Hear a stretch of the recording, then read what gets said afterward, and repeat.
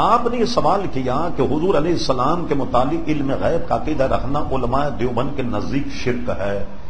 علماء دیوبند کے نزدیک یہ عقیدہ رکھنا شرک تو ہے، لیکن خود علماء دیوبند کی کتابوں سے حضور علیہ السلام کے لیے علم غیب ثابت ہے۔ نے خود ہی شرک کا فتویٰ لگایا اور خود ہی اس فتوے کی زد میں آ گئے۔ سب سے پہلے تو آپ نے ہمارا پوچھا، آپ علماء کے نزدیک یہ عین توحید کیسے ہے؟ وضاحت فرمائیے، سنیے۔ قرآن مجید فرقان حمید کی آیت۔ کوئی حافظ صاحب بیٹھے بھائی؟ کوئی حافظ ہیں؟ ارے اتنی محفل میں کوئی ہے حافظ صاحب؟ ذرا قریب آ جاؤ حافظ صاحب ذرا۔ ہاں ہوں ہاں کرتے رہو، میں آیتیں پڑھوں گا نا، میں حافظ نہیں ہوں، میں حافظ نہیں ہوں۔ جب پڑھتا جاؤں تو آپ ذرا تصدیق کرتے جائے کہ میں نے صحیح پڑھا ہے، ٹھیک ہے نا بھائی؟ اتنی حمایت آپ کرتے جائیے۔ درود شریف، اللہم صلی علی سیدنا مولانا محمد معاذ الجود والکرم وعلیہ بارک وسلم، صلاۃ و سلام علیک سیدی یا رسول اللہ۔ پہلی آیت، ما کان اللہ لیطلعکم علی الغیب ولکن اللہ یجتبی من رسلہ من یشاء۔ اللہ تبارک و تعالی عام لوگوں پر غیب کو مطلع نہیں کرتا، بلکہ اس کے لیے اپنے رسولوں کو چن لیتا ہے، ان پر غیب کا انکشاف ہوتا۔ سورہ جن فرمایا، عالم الغیب فلا یظہر علی غیب احدا۔ اللہ عالم الغیب، اپنے بھید اپنے غیب کی خبر کسی کو نہیں دیتا، الا من ارتضی من رسول، سوائے اپنے پسندیدہ رسولوں کے، ان کو علم غیب عطا فرماتا ہے۔ دو آئے، تیسری آیت فرما، وما ہوا علی الغیب بدنی، ہمارا رسول غیب کی باتیں بتانے میں بخیل نہیں ہے، غیب بتانے میں کنجوس نہیں ہے اور بخیل نہیں ہے۔ اور اس آیت وما ہوا علی الغیب بدنی، علماء دیوبند کے شیخ الاسلام مولوی شبیر احمد عثمانی صاحب کا حاشیہ ملاحظہ فرمائیے کہ وما ہوا علی الغیب بدنین میں انہوں نے غیب کی تعریف تقریباً وہی بیان کر دیے جو علماء اہل سنت بیان کرتے ہیں۔ اب آئیے مطلق ایک آیت سماعت فرمائے، فرما وعلمک ما لم تکن تعلم، میرے حبیب جو کچھ تو نہیں جانتا تھا تجھے سکھا دیا گیا۔ چار آیتیں ہو گئی، اس کے بعد سنیے، یہ جب قرآن مجید فرقان حمید، اس میں کیا کچھ نہیں ہے، کتنا ہے، اس پر چند آیتیں سن لیجیے۔ فرما ولا اصغر من ذلک ولا اکبر الا فی کتاب مبین، کوئی چھوٹا کوئی بڑا ہم نے اٹھا نہیں رکھا جس کو قرآن مجید میں بیان نہیں کر دیا۔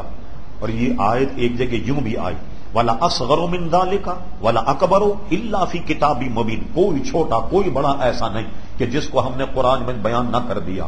ایک جگہ فرما ولا رطبین ولا یابسین الا فی کتاب مبین، کوئی تر کوئی خشک ایسا نہیں کہ جس کو ہم نے قرآن میں بیان نہ کر دیا۔ اور تفصیل الکتاب لا ریب فیہ، یہ قرآن مجید فرقان حمید تمام تر معاملات کی تفصیل ہے، سب کو ہم نے قرآن میں بیان کر دیا۔ اب آئیے، تر خوش سب قرآن میں، چھوٹا بڑا سب قرآن میں، سب کچھ قرآن میں۔ اب قرآن ہی سے پوچھئے، ارشاد باری تعالیٰ ہوا، الرحمن علم القرآن، رحمان نے اپنے حبیب کو پورا قرآن سکھا دیا۔ اب مجھے بتائیے، جب پورا قرآن سکھا دیا جس میں ہر خوشتر کا ذکر، چھوٹی بڑی سب کا ذکر موجود ہے، تو اب حضور علیہ السلام کے علم میں کیا شک اور کیا شبہ ہو سکتا؟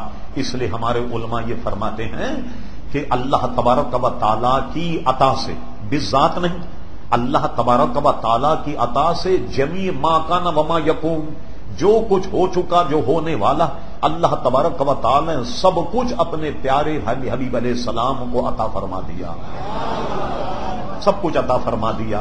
اور اس کا ترجمہ اعلیٰ حضرت امام اہل سنت کی زبانی سن لیجیے، فرماتے ہیں سر عرش پر ہے تیری گزر، دل فرش پر ہے تیری نظر، ملکوت و ملک میں کوئی شے نہیں جو تجھ پہ عیاں ہے۔ پھر ایک جگہ فرماتے اور کوئی غیب کیا تم سے نہا ہو بھلا، جب نہ خدا ہی چھپا تم پہ کروڑوں درود، جب خدا نہیں چھپا اور کوئی شے اور کوئی غیب حضور علیہ السلام سے کیا چھپ سکتا۔ لیجیے اب آئیے احادیث مقدسہ کی طرف۔ مشکاۃ شریف کتاب الصلاۃ، حضور علیہ الصلاۃ والسلام تشریف لائے، بعض اکابر فرماتے ہیں کہ شاید یہ وہ شب ہے کہ حضور شب معراج اس دن فجر کی نماز میں آئے، صحابہ کرام علیہ رضوان سے کہا کہ اللہ تبارک و تعالیٰ نے کل شب مجھ سے پوچھا فرشتے کس بات میں نزا کرتے؟ میں نے کہا اللہ تو بہتر جانتا. تو اللہ تبارک و تعالیٰ نے اپنا دست قدرت میری دونوں شانوں کے درمیان میں رکھ دیا. جب درمیان میں رکھا تو کائنات میں جو کچھ تھا مجھ پہ روشن ہو گیا. جو کچھ تھا وہ مجھ پر روشن ہو گیا. اور راوی نے کیا کیا کہ حدیث بیان کرنے کے بعد سبحان اللہ ایک پیاری بات اور بیان کر دی. فرمایا حضور نے یہ فرمایا جو کچھ کائنات میں تھا جو کچھ جہاں میں مجھ پہ روشن ہو گیا. اور پھر حضور علیہ السلام نے یہ آیت پڑھی. راوی کہتے ہیں وہ آیت کیا ہے؟ فرماؤ آیت یہ ہے وَكَذَلِكَ نُورِ إِبْرَاهِيمَ مَلَكُوتَ السَّمَاوَاتِ وَالْأَرْضِ. اور اے میرے حبیب اسی طرح ہم نے ابراہیم علیہ السلام کو بھی ملکوت السماوات والارض دکھائے. اور وَكَذَلِكَ نُورِ إِبْرَاهِيمَ ملکوت السماوات والارض کی تفسیر میں ابن کثیر کا قول سن لیجیے با.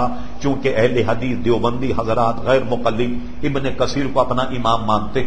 ابن کثیر کی تفسیر میں یہ بات موجود ہے کہ رب کریم نے ابراہیم علیہ السلام کو ایک ٹیلے پر ایک چبوترے پر کھڑا کیا اور اس پہ جب آپ کھڑے ہوئے تو ملکوت السماوات والارض کے تمام پردے ابراہیم علیہ السلام کی آنکھوں سے ہٹا دیے.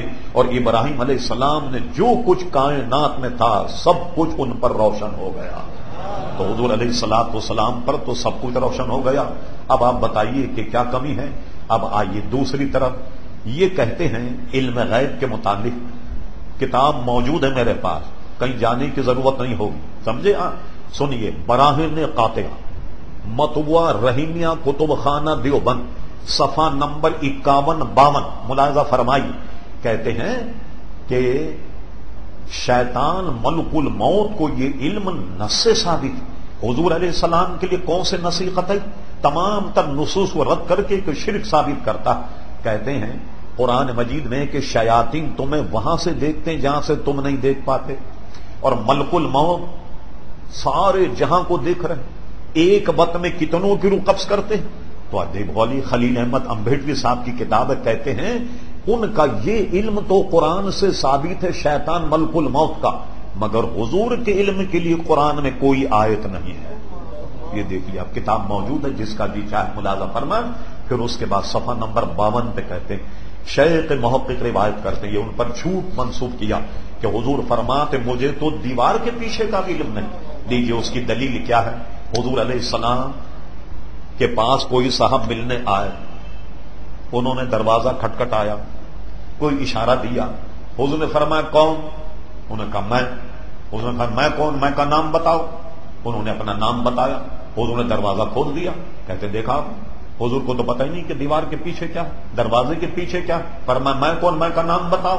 او میرے بھائی اتنی بات آپ نہیں سمجھ پائے کہ حضور قانون دینے کے لیے آئے تھے, قانون بنانے کے لیے آئے.